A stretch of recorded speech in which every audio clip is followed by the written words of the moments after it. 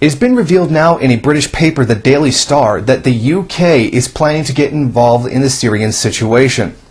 Now it says that an unnamed intelligence source quoted in the article said that the UK will be setting up refugee camps that will be used as cover for supply depots to get material aid and intelligence to the Syrian rebels. This is exactly what it says. A senior Whitehall source says that London is preparing for the move with the full knowledge that setting up camps inside Syria would be an invasion of the country. Now, the source in the article also says that the UK will also be giving not just material aid in terms of weapons and support, stuff like that. It'll be giving them intel, satellite photos, and up-to-date information going on in battles, all for the express intent of overthrowing the Assad regime, while the country itself, or the organization of the UK, has said that it will be remaining out of it. In fact, a lot of the NATO countries have said that there will not be boots on the ground, and this is not the same thing as Libya, and it's a different situation, and that they will not be getting directly involved in the conflict. However, this reveals that at least the UK directly is doing so. And as I reported a few days ago, the Obama administration, as was released by an Israeli intelligence agent, that anti-tank weapons have been sent to the Syrian rebels and are continuing to do so.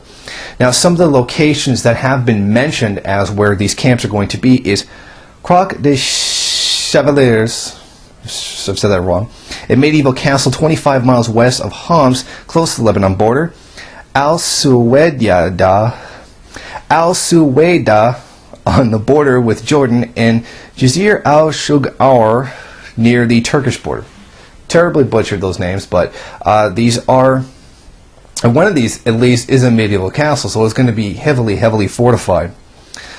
Now, this certainly does show that despite the intentions and despite the statements by NATO forces that they would be staying out of this conflict, they will most certainly be getting into it. The forces of imperialism have stated that this will not be like Syria.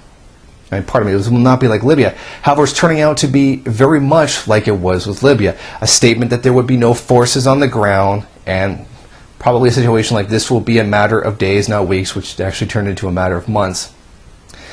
And will further be sending supply and material to an enemy of the state, which will no doubt make the conflict increasingly worse.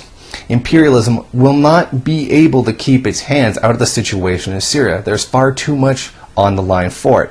Most notably, it's one of the few countries in the Middle East that doesn't have a U.S. base with a permanent presence in it. Now, certainly there is the old oil argument, but this is more about geopolitical politics as opposed to the acquisition of oil in this case. Because, like I said, there's one of the few areas left that doesn't have a permanent U.S. military presence.